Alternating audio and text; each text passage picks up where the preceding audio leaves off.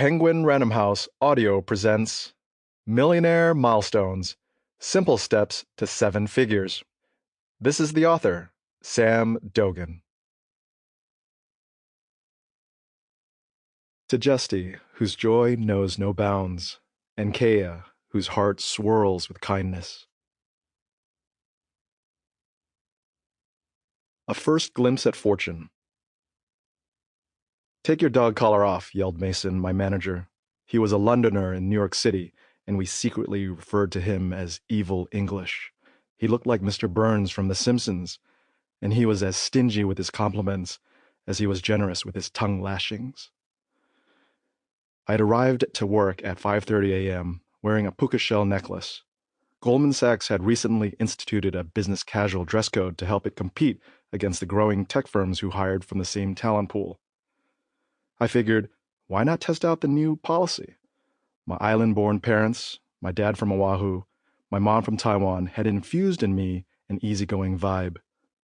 That disappeared soon after I started working on the trading floor at what, at the time, was the most revered investment bank in the world. "Right away, Mason." I sheepishly took off the necklace and shoved it in my drawer. Red from embarrassment for being called out in front of my peers, I already felt like I didn't fit in. Graduates from the College of William & Mary, the public university in Virginia I had attended, weren't common hires at Goldman Sachs. Wealthy Ivy League graduates with rich and powerful parents were the norm.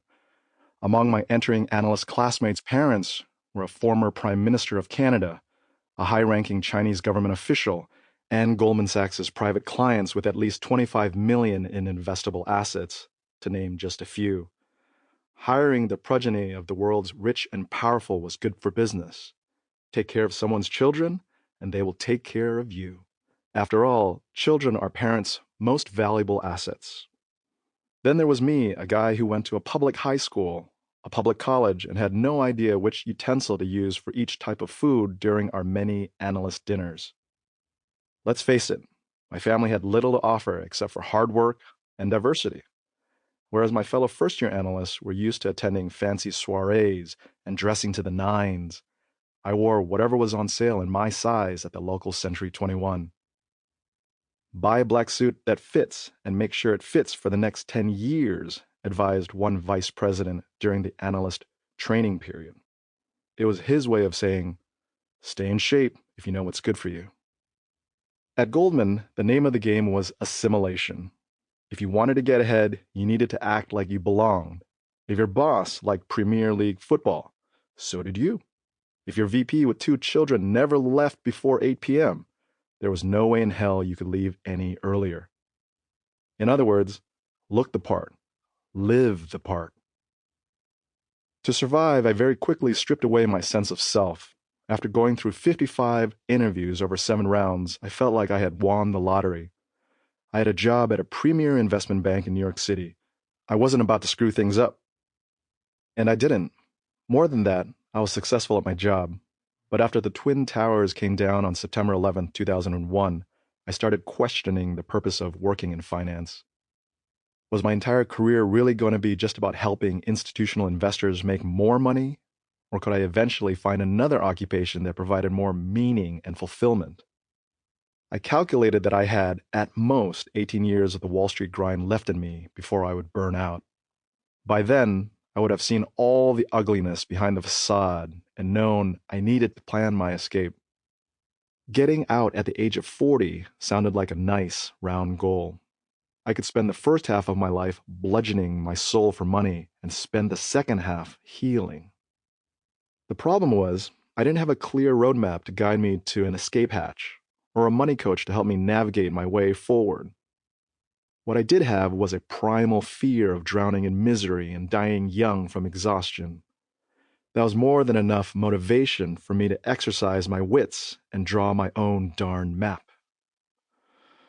Along the way, I made plenty of mistakes and suboptimal decisions, but I did what I could to learn from them, and I kept at it. I cut expenses everywhere I could, from sharing a tiny studio apartment with my buddy from high school, to taking home leftovers from the office cafeteria to save on groceries. Most importantly, I went beyond budgeting and focused on income generation and investing. I started maxing out my 401k. I boldly asked for raises and promotions. I threw whatever money I could into the stock market. Idle cash made me squeamish. I had a constant itch to put as much of my money to work as possible. Sometimes my bets were totally wrong, and I lost hard-earned money. Oh, how it hurt. But I never gave up. I kept at it. As my income and investment knowledge grew, so too did my curiosity and thirst for more. I had momentum, and with that, hope. Reaching the millionaire milestone. I became a millionaire by the age of 28. The truth is, there was no one thing that put me over the line. I just did the best I could and went with what I thought made the most sense. Each goal I set and ultimately reached was a landmark on my map to freedom and financial security. Over time, those markers formed a path that led me to more wealth than I had ever thought possible. The route I took wasn't a straight line. There were plenty of wrong turns and dead ends, but it eventually got me to better and greater things. For this reason, I named those landmarks, quote, Millionaire Milestones, end quote. I like the term milestone because it reminds me of the time I've spent teaching and encouraging my children. Each time we unlock a new achievement, it is a moment of triumph. As with parenting, some financial milestones are obvious the moment they happen, while others only become clear in hindsight. Again, I was never handed a roadmap or a list of milestones to achieve. But looking back, I can now see each of them clear as day. I've compiled all the best millionaire milestones into this book to provide you with the map I never had. I want to save you from the mistakes I made so you can focus on what really works. Although my life after Wall Street has been dramatically different and more satisfying, frugality and diligent saving have remained inherent to my core. Meeting and beating financial milestones remain part of my daily life.